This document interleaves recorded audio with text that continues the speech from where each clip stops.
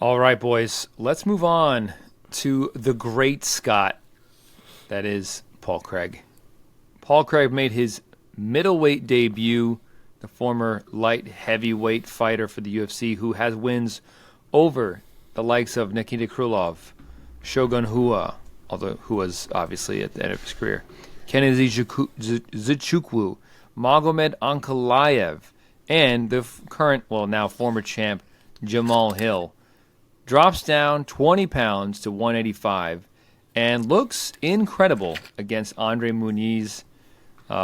Defeated him by TKO in the second round, the official time 4:40 of round two. Omar, start us off. What are your thoughts, your initial thoughts of middleweight Paul Craig?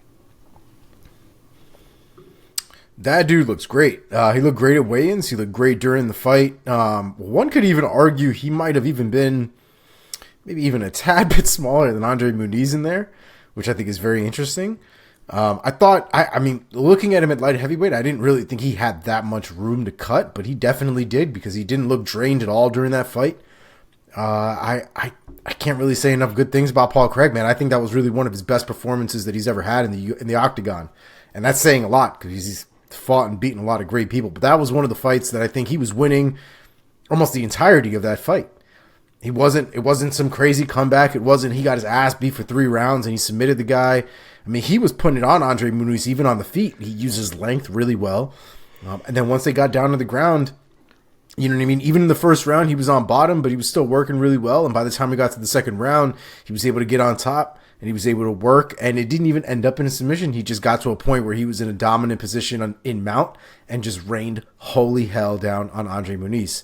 I thought it was a great performance, man. I'm really excited to see if Paul Craig can do something at middleweight because if the performances stay like that, he's a real problem at 185. Mark, after the Bear Jew dropped back-to-back fights against Ozdemir and Johnny Walker, he's back at the win column. Give us your thoughts on this performance and then where he might be able to go at 185 pounds and how far you think he could go here in this division. Yeah, man, I was happy to see this. I thought he could take out Muniz. Me and you did pretty well in this card, by the way. Omar missed the week, of course, but you and I did well picks-wise. We looked smart. But how about it? Paul Craig coming down to middleweight and throwing them bows. Huge finish. And it was tricky for him for a little bit. You know, round one was good for Muniz. He's a bit better than Craig on the feet, as we mentioned. He probably would be last week. Bit more buttoned up. The left head kick landed nicely a couple times. Caps off the round with a takedown. A little bit of groundwork. It was a pretty good start for him. But then round two, way more back and forth. Craig gets the early takedown. We got to see the grappling that we wanted to see between these two. There's the triangle that gets shot up right away from Andre Muniz that Craig has to escape. A couple chokes for each guy. Some nice transitions. I was glad we got to see the grappling on display as we did. But then out of nowhere, Paul Craig is suddenly in mount, and he is just raining shots down. And it went from a competitive fight to Andre Muniz trying to survive on a dime, and he could not. Like, it was just Paul Craig just flipped a switch, it seemed. And he looked really strong from top, where he landed what looked like some real dangerous elbows, and he just felt that finish coming and stepped on the gas hugely, and Muniz was done. So big-time middleweight debut for Paul Craig. There are going to be some fun fights ahead for this man. Is it me, or do you feel like Andre Muniz, if there's any critique that I would give to him, it's that I feel like he carries a lot of muscle for 185 and that he doesn't have the best gas tank? Would you I think that's all fair. Because I was not surprised to see how big he looked. We were saying it last week. He's a very big middleweight. Yeah, and he's one of those guys jacked. that you wonder, like, if he just moved up, would his cardio be way better, and would he be able to take damage better? Like, should he not be at this division? So yeah, it's a fair point that you're making. It does make you wonder.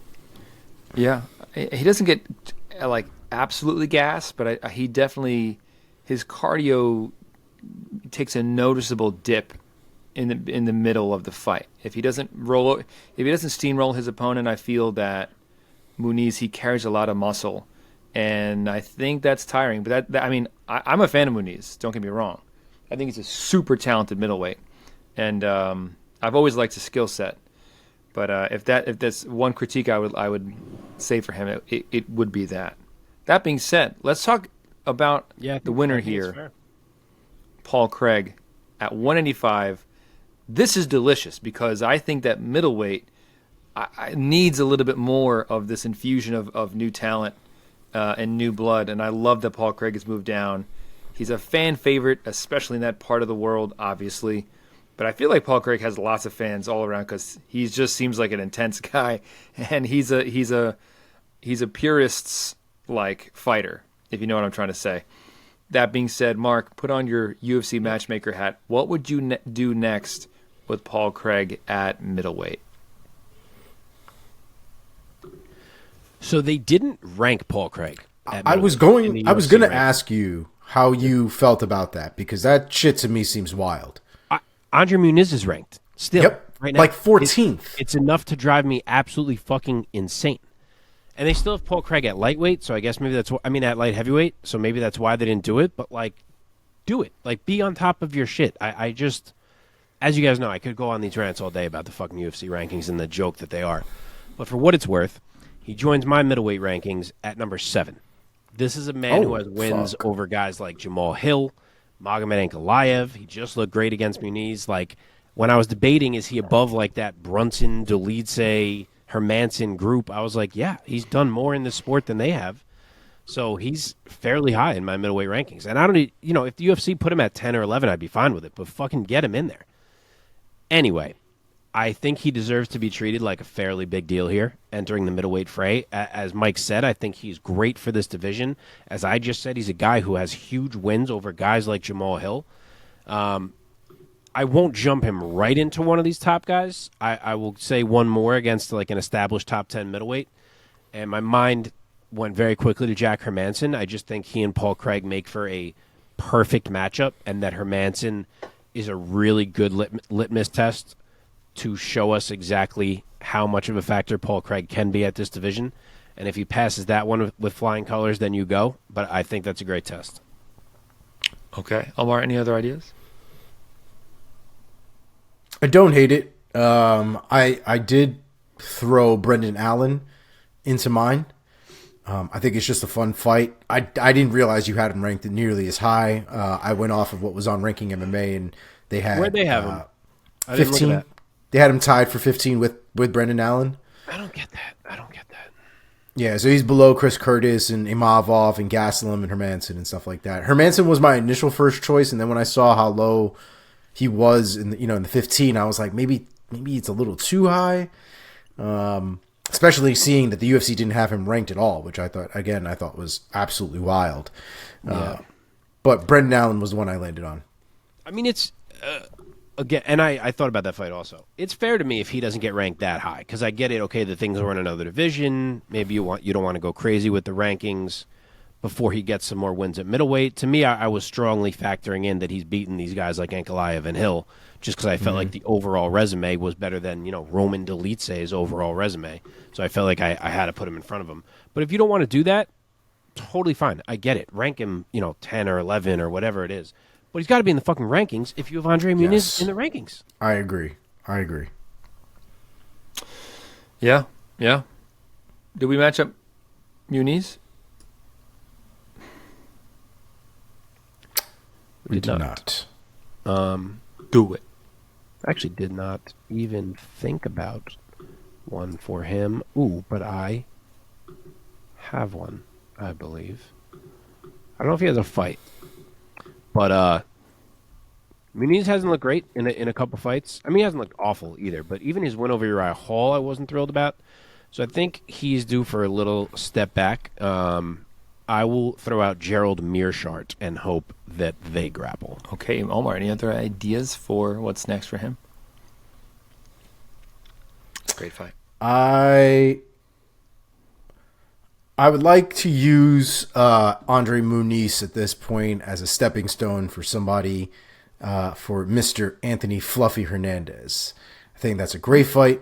I think it's a good fight for Fluffy to work up his way up. And I think he recently won, right? So like time frame wise, this should work out. So he should be ready. We actually both just used booked guys. Unfortunately, we suck.